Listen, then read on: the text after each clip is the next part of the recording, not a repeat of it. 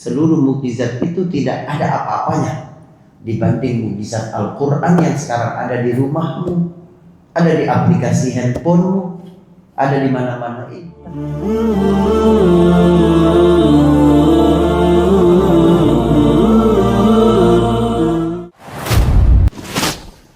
Bismillahirrahmanirrahim. Assalamualaikum warahmatullahi wabarakatuh. Alhamdulillah alladzi arsala rasulahu bil huda wa dinil haqq liyudhhirahu 'ala ad-din kullihi wa kafa billahi shahida. Asyhadu an la ilaha illallah wahdahu la syarika lah wa asyhadu anna Muhammadan 'abduhu wa rasuluh. Allahumma shalli wa sallim wa barik 'ala nabiyil huda wa 'ala alihi wa ashabihi wa man wala amma ba'd. Saudara jamaah salat zuhur Masjid Abdullah Nur dan dirahmati Allah Subhanahu wa taala. Betapa teduhnya kita di tengah kesibukan masih menyempatkan tahu prioritas bagaimana menjaga hubungan baik dengan Allah Subhanahu wa taala.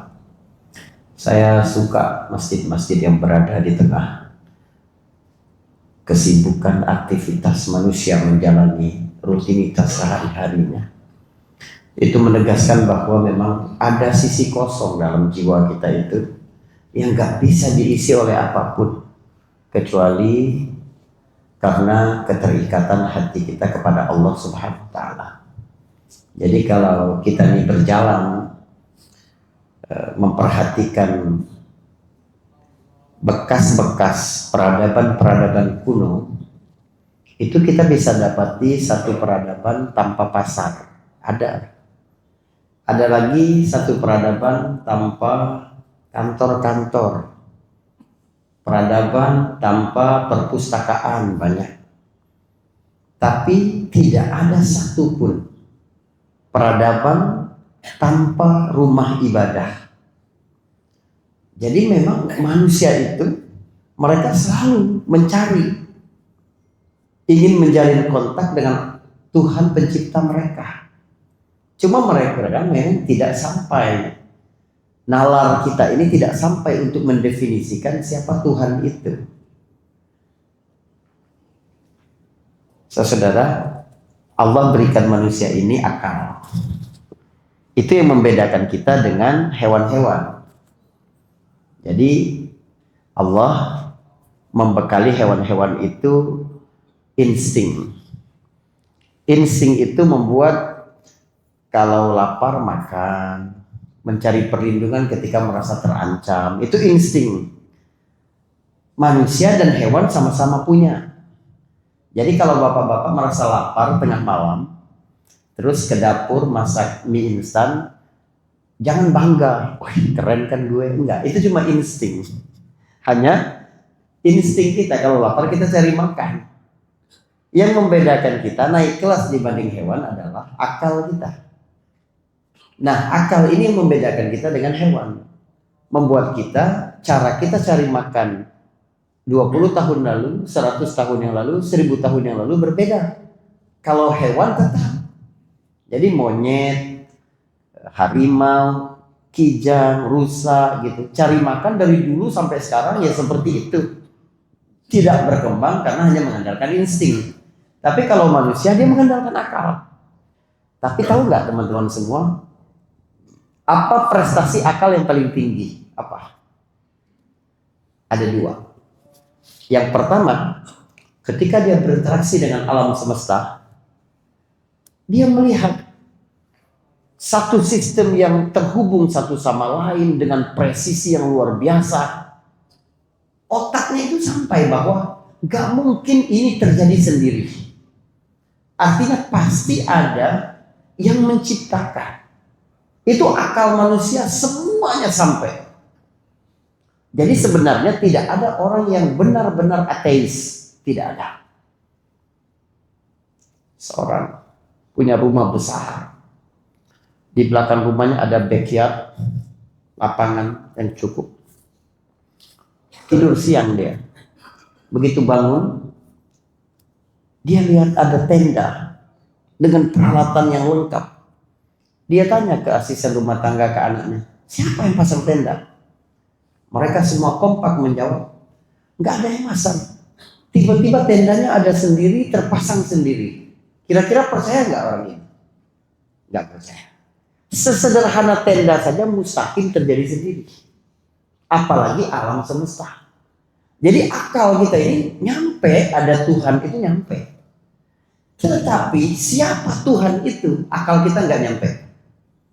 Karena itu berbeda-beda. Ada yang bilang matahari, ada yang bilang api, ada yang bilang sapi, ada yang bilang dewa-dewa, ada yang bilang penjelmaan nenek luhur mereka dahulu. Kenapa berbeda-beda? Karena akal manusia tidak sampai mendefinisikan siapa Tuhan. Jadi prestasi tertingginya ada Tuhan, tapi nggak tahu siapa Tuhan. Prestasi kedua, ketika dia menjalani kehidupan, dia menghadapi banyak kesulitan, rintangan. Dia coba putar otaknya bagaimana menghadapi ini, bagaimana mencari solusinya. Nggak bisa.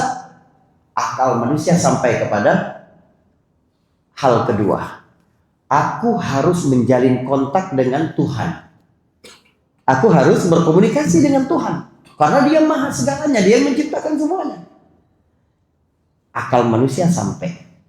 Tetapi bagaimana cara menjalin komunikasi dengan Tuhan, akal nggak sampai.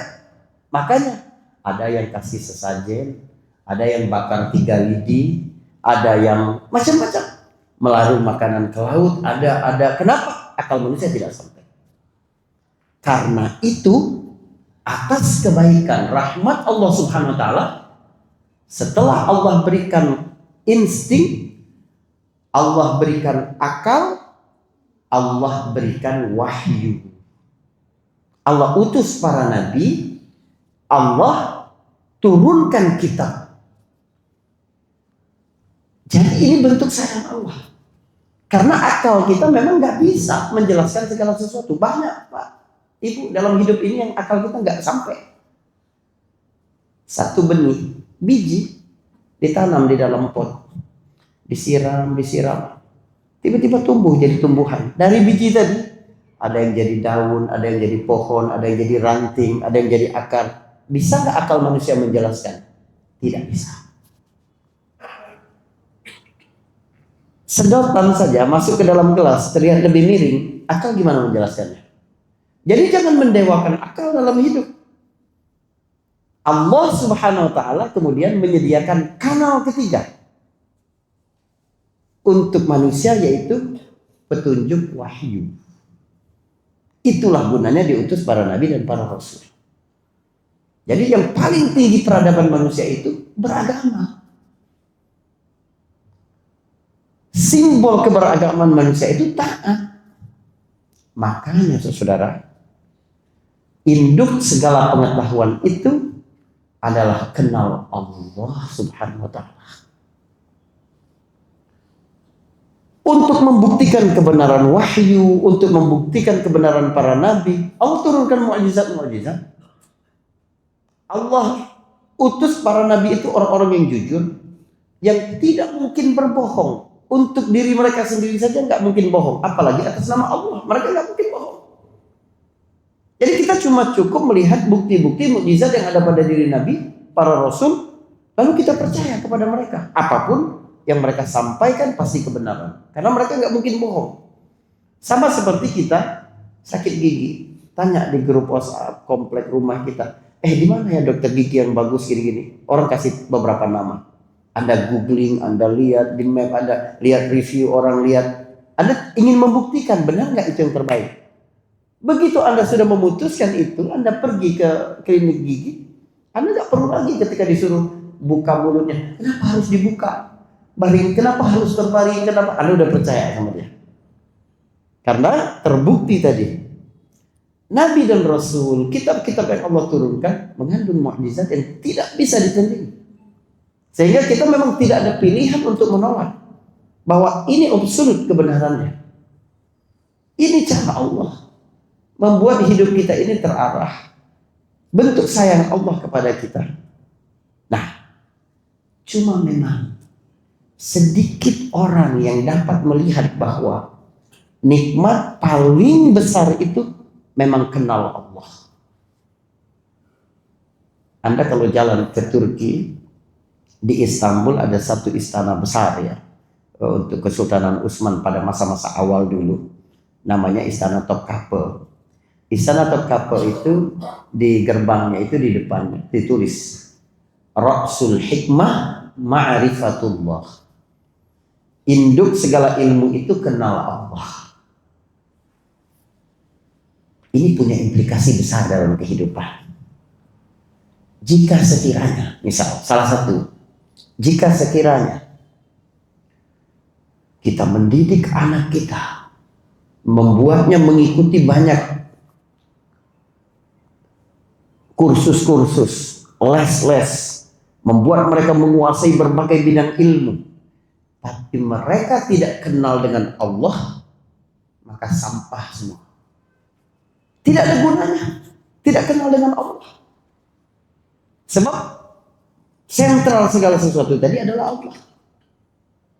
Cuma pertanyaannya, Bapak-bapak, apa jalan mengenal Allah? Ada 3 pintu kenal Allah. Saya ulangi dari awal dulu supaya kita semangat belajar nih. Prestasi puncak manusia adalah kenal Allah Subhanahu wa taala. Setiap manusia tidak ada yang mengingkari bahwa ada Tuhan yang menciptakan. Ketika dia menjalani kehidupan, dia menyadari bahwa dia harus menjalin kontak dengan Tuhan itu. Tapi akal manusia tidak sampai ke situ. Allah turunkan wahyu untuk mengenal Allah. Allah turunkan syariat mengajarkan kita bagaimana menjalin kontak dengan Allah. Nah, apa pintu mengenal Allah? Ada 3 pintu kenal Allah. Ada 3 pintu kenal Allah. Yang pertama adalah khalqullah, ciptaan Allah. Yang kedua adalah af'alullah, cara kerja Allah. Yang ketiga adalah kalamullah, firman Allah. Yang pertama tadi apa? Ciptaan Allah. Segala yang terhampar di alam semesta ini dengan pandangan mata yang benar pasti akan membuat kita lebih merasakan keagungan Allah Subhanahu wa taala. Jika tidak, ada yang salah dari pandangan kita. Semua yang terhampar. Anda melihat 10.000 bintang di langit. Langit cerah, mata telanjang manusia bisa melihat 10.000 bintang. Jumlah bintang galaksi saja 1 juta lebih. Setiap galaksi ada 1 juta bintang lebih pula. Berapa banyak? Bagaimana tidak jatuh? Bagaimana tidak bertabrakan satu sama lain? Bagaimana teraturnya siang dan malam? Bagaimana seluruh ciptaan Allah mestinya memang membuat kita lebih kenal dengan kebesaran Allah, keagungan Allah, kebijaksanaan Allah, kasih sayang Allah. Makanya seorang ayah, seorang ibu yang baik dari sejak kecil mengingatkan kepada anaknya terhadap apapun yang dia lihat untuk menghubungkannya kepada Allah. Ajak mereka lihat ke pantai, lihat lautan. Siapa yang menjalankan perahu-perahu layar, siapa yang memberi makan hewan-hewan ragam hayati yang ada di bawah laut, siapa. Biar mereka tahu. Ayahnya nggak mungkin bisa begitu. Ada satu zat yang maha segalanya yang mengurus itu semua. Melihat gunung, melihat langit, melihat apa saja. Karena itu di dalam Al-Quran, dari 6.236 ayat Al-Quran, 1.200 ayatnya bicara tentang penciptaan. Kita disuruh melihat. Kamu lihat dalam diri kamu. Wa fi anfusikum afala tubsirun. Kamu nggak lihat bagaimana penciptaan diri kamu. Keajaiban-keajaiban yang di dalamnya. Bagaimana Allah SWT menciptakan sistem yang luar biasa. Kita ini kurang, kenal diri kita saja kurang. Bapak coba bayangkan saja ya. Ketika kita mendengar ada satu suara yang mengancam kita. Misalnya ada seperti desingan sesuatu yang keras. Kita menyelamatkan diri gitu ya. kita merasa kayak ada suara orang mau memukul kita, otomatis kita kemudian langsung, karena kedengaran suara berdesing itu, kita langsung menunduk, langsung ingin menyelamatkan diri. Itu kalau buatan manusia itu udah canggih banget. Sebab hanya perlu sepersekian detik ketika gendang telinga bagian dalam kita itu menangkap suara, lalu dia mengirimkan sinyal ke pusat saraf untuk menggerakkan semua otot-otot yang diperlukan. Sehingga Anda menggerakkan tangan, menggerakkan kepala, menggerakkan leher, menggerakkan siapa? Atau kalau kita melihat sistem yang lebih rumit di dalam diri kita, bagaimana jantung berdetak, bagaimana ginjal menyaring, bagaimana lambung menggiling makanan. Apakah itu di bawah kontrol kita? Tidak. Buktinya kalau kita tidur, dia tetap bekerja. Anda tidak mati. Siapa yang mengurus itu semua? Seluruh kecanggihan ciptaan ini pasti mengantarkan kita kepada kenalnya kita kepada Allah. Pintu pertama kenal Allah Subhanahu wa taala adalah melalui ciptaannya, khalqullah. Maka ayat yang paling membuat Nabi menangis adalah bagaimana Allah memerintahkan untuk berpikir tentang penciptaan. Cuma sayang ya teman-teman, ibadah paling agung yang banyak dilupakan oleh umat ini adalah tafakkur. Bunda Aisyah radhiyallahu anha, istri yang paling dekat dengan Nabi, ditanya, mana yang paling mengesankan dalam kehidupan Rasulullah? Kita yang kenal Rasulullah sedikit saja melihat seluruh kehidupan Rasulullah mengesankan. Bagaimana dengan Aisyah serumah, sangat kenal dengan beliau, disuruh memilih mana yang paling mengesankan yang kamu pernah saksikan dalam kehidupan Nabi? Tapi apa yang dipilih oleh Aisyah radhiyallahu anha? Pernah suatu malam Rasulullah SAW, tiba-tiba Rasulullah menangis. Beliau ruku, beliau masih menangis. Beliau sujud, beliau masih menangis. Beliau tasyahud, beliau masih menangis. Sampai setelah sholat pun beliau masih menangis. Sampai terisak. Sampai Bilal datang untuk azan subuh.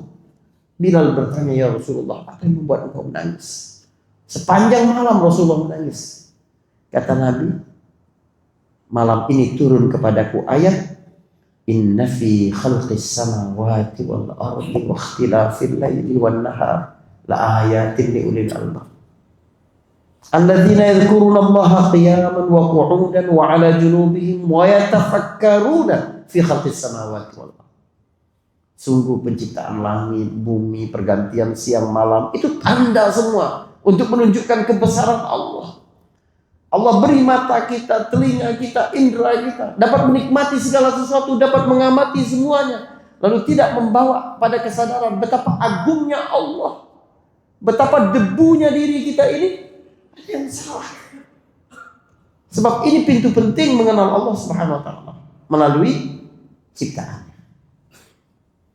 Pintu kedua kenal Allah adalah af'alullah, cara kerja Allah. Kita ngelihat cara kerja Allah. Makanya Al-Quran yang terdiri dari 30 juz itu lebih dari sepertiganya bercerita sejarah umat masa lalu. Supaya kamu tahu cara kerja Allah seperti apa. Quran, peran-peran Quran itu penting semua. Sebagai hudan, petunjuk, sebagai furqan, standar, ya, standarisasi, benar, tidak, baik, tidak sesuatu. Sebagai tibyan, penjelasan perkara-perkara lebih terperinci. Sebagai syifa, terapi kehidupan. Sebagai nur, cahaya, inspirasi yang membuat kita terus terang dalam punya ide-ide dalam menjalani kehidupan. Tapi isinya sepertiga lebih adalah kisah, cerita. Kenapa? Sebab di antara pintu penting mengenal Allah adalah tahu bagaimana cara kerja Allah.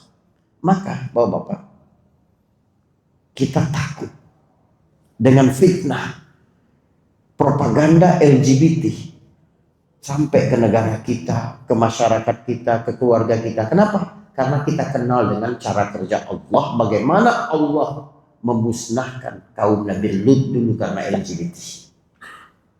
Kenapa kita tahu? Karena kita belajar itu. Kenapa kita takut menyalahgunakan kekuasaan, zalim kepada orang lain, merasa ketika berkuasa bisa melakukan apa saja? Karena kita tahu cara kerja Allah. Bagaimana Allah memusnahkan Fir'aun, menghancurkan Namrud, memusnahkan kerajaan-kerajaan kuat di masa lalu. Karena kita belajar itu. Kenapa kita tidak mau sombong, bersikap flexing gitu ya, membangga-banggakan apa yang kita punya? Karena kita tahu cara kerja Allah. Gimana dulu Allah memperlakukan Qarun dengan seluruh aset dan kekayaannya. Itu gunanya kita kenal Allah melalui af'alullah. Sebaliknya, kenapa kita tidak putus asa ketika seluruh manusia melihat bahwa kayaknya tidak ada jalan keluar di situ? Tapi kita sadar, kalau kita tetap terhubung kepada Allah, Allah akan berikan petunjuk kepada kita. Maka tidak ada yang mustahil di mata Allah subhanahu wa ta'ala. Kita baca cara kerja Allah pada diri Nabi Yunus alaihissalam. Dibuang dari kapal, ditelan oleh ikan, dibawa ke dasar lautan, merintih di dalam perut ikan itu, bertasbih kepada Allah, mengakui kesalahan, memperbarui tauhid. Saudaraku, dalam hitungan manusia, saya tanya, orang sudah berada di dalam perut ikan, jangankan suara, sinyal pun nggak dapat. Berapa persen kemungkinan dia selamat? Dalam hitungan manusia, kalau ada orang yang sudah dalam posisi Nabi Yunus, berapa persen selamat? 0%. Tapi karena dia bertasbih, dia tetap terhubung dengan Allah, Allah selamatkan dia. Tidak ada yang mustahil. Atau Allah bercerita ketika Nabi Musa bersama kaumnya dikejar oleh Fir'aun dengan bala tentara lengkap, Fir'aunnya sendiri ikut ke medan juang mengejar Nabi Musa dan Bani Israel. Tiba-tiba di depan mereka ada laut merah. Pasukan semakin dekat. Bani Israel semuanya berkata, inna lamudrakun. Tamat kita. Udah gak ada lagi jalan selamat. Nabi Musa tampil dan berkata, qala kalla inna ma'iya rabbi sayahdin. Enggak, kata Nabi Musa, bersamaku ada Tuhanku yang akan memberikan aku petunjuk. Bagaimana itu? Maka perlu bagi kita belajar. Kisah-kisah di dalam Al-Quran itu bukan hanya hiburan, bukan hanya penghabis waktu luang, seperti cerpen, seperti novel, tidak. Karena itu tidak semua diceritakan oleh Allah. Ada 124.000 nabi dan rasul. Dari 124.000 itu ada 313-nya rasul. Dari 313-nya itu yang disebutkan dalam Al-Quran cuma 25 nama. Dari 25 itu tidak juga semuanya diceritakan. Ada nabi yang cuma disebut namanya, nggak ada ceritanya. Nabi Zulkifli, Nabi Ilyasa, ada nggak ceritanya? Tidak ada. Cuma ada namanya saja. Jadi Allah memilih kisah-kisah itu untuk menjadi pelajaran biar kita tahu bagaimana cara Allah memperlakukan umat terdahulu, dapat Allah lakukan pula pada kamu semua. Cerita, teman-teman sekalian. Setiap kita ini setiap hari mungkin punya 10 cerita, 20 cerita. Dari tadi pagi sampai hari ini saya punya cerita. Sholat subuh tadi ke masjid, pulangnya ngobrol setelah sholat subuhnya, nganter anak saya ke sekolah, pergi ke kajian duha tadi, perjalanan ke sini pula, sampai nanti malam. Jadi kalau sekarang ini ada 8 miliar manusia, setidaknya setiap hari terjadi 80 miliar kisah. Kalau dari zaman Nabi Adam berapa banyak kisah? Tapi mana yang Allah ceritakan, mana yang tidak, mana yang Allah eliminasi, mana yang Allah perbanyak kisahnya, mana yang ada maksudnya semua. Makanya cara kita berinteraksi dengan Al-Quran harus benar. Ketika kita baca ayat-ayat tentang surga, kita timbulkan semangat kita untuk beramal saleh. Ketika baca ayat-ayat tentang neraka, kita timbulkan rasa takut, jangan sampai masuk ke situ. Ketika kita baca perintah, kita bersemangat, gimana caranya saya bisa melakukan ini. Ketika datang larangan, kita merasa ya bagaimana semestinya kita jauh dari situ. Ketika membaca kisah, bagaimana sikap kita? Setiap kali kita membaca kisah Al-Quran, kita harus tanyakan dalam diri kita, harus cari tahu ma hiya maghzal qissah, apa tujuan Allah menceritakan itu. Karena nggak mungkin Allah menceritakan tidak ada tujuan. Karena itu setiap kali Allah bercerita kisah masa lalu ribuan tahun yang lalu, Allah pasti tutup kisah itu dengan konteks yang umum yang bisa terjadi di dalam diri kita. Jadi ketika Allah menyelamatkan Nabi Yunus dengan amalannya, dengan tasbihnya, dengan keyakinannya, bagaimana Allah menutup kisah Nabi Yunus? Wa kadzalika nunjil mu'minin. Demikianlah kami menyelamatkan orang-orang beriman. Kalau Allah berkata wa kadzalika nunji Yunus, demikianlah kami menyelamatkan Yunus, kisah masa lalu.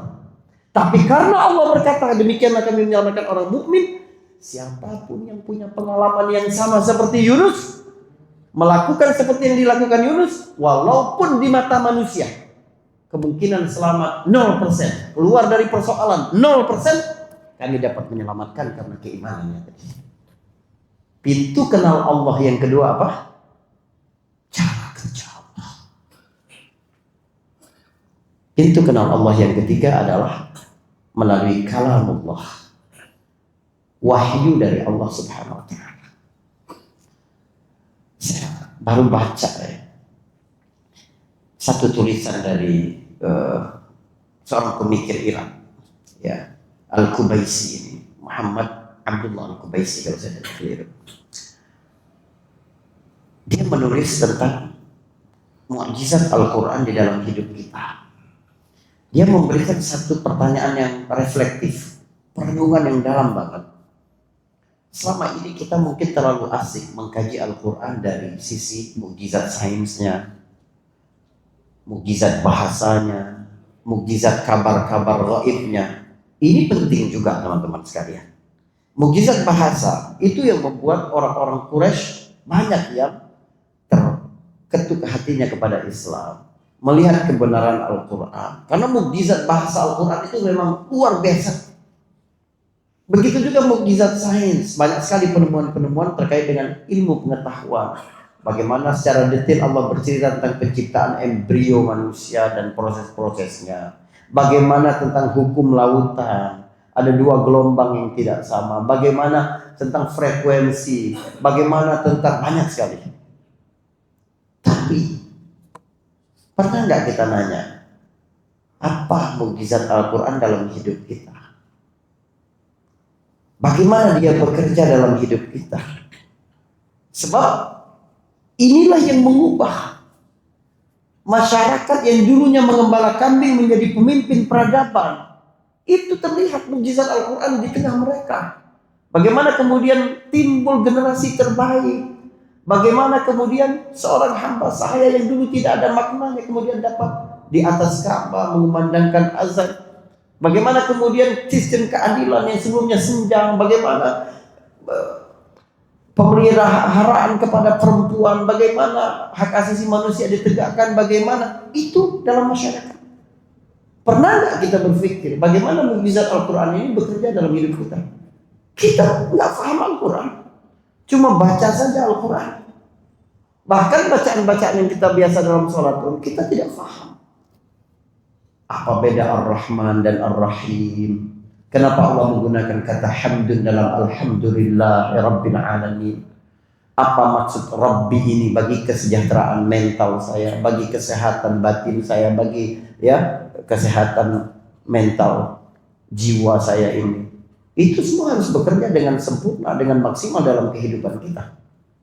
Tapi cara kita berinteraksi dengan Quran tadi, bagaimana Quran begitu? Coba kita bayangkan begini saja ya, karena ini kajian nggak mungkin saya sampaikan dalam satu pertemuan. Anda kebayang tidak bagaimana rasanya kalau sekiranya Anda adalah umat Nabi Musa yang menyaksikan langsung makanan turun dari langit. Kebayang nggak gimana perasaan? Atau dalam kondisi terjepit, takut tiba-tiba laut terbelah oleh tongkat Nabi Musa. Atau Anda menyaksikan batu terbelah lalu keluar onta Nabi Saleh. Atau Anda menyaksikan bagaimana Nabi Isa dapat menghidupkan orang mati. Apa perasaan Anda ketika Anda menyaksikan langsung mukjizat itu? Saudara, seluruh mukjizat itu tidak ada apa-apanya dibanding mukjizat Al-Quran yang sekarang ada di rumahmu, ada di aplikasi handphonemu, ada di mana-mana ini. Tapi berapa kemukjizatan Al-Quran itu bekerja menjadi energi dalam hidup kita? Yuk kita sambut nikmat paling besar, yaitu kenal Allah melalui 3 tadi. Bagaimana kita terbiasa bertafakur dengan seluruh penciptaan, bagaimana kita melihat cara kerja Allah, kalau begini akan seperti apa, Allah akan memperlakukan bagaimana, Allah menunjukkan kuasanya seperti apa, dan bagaimana kita menjadi lebih kenal, lebih faham, mentadabburi ayat-ayat Allah yang merupakan mukjizat paling besar, bukan hanya dibanding mukjizat Nabi Muhammad yang lain, tapi dibandingkan dengan seluruh mukjizat Nabi-Nabi dan Rasul semuanya. Semoga bermanfaat semuanya, ya. Insya Allah berkah untuk berada dalam majelis ilmu, ya, lebih termotivasi kenal Allah SWT. Mungkin itu dari saya. Ada yang jawab? Silakan kalau ada yang mau tanya atau ada yang mau diskusikan, silakan ya. Masya Allah. Jika tidak ada, kita akhiri ya teman-teman semua. Semoga jadi pemberat timbangan kita, ya, kenal Allah Subhanahu wa taala dalam kemewahan yang sesungguhnya. Barakallahu fikum. Wassalamualaikum warahmatullahi wabarakatuh.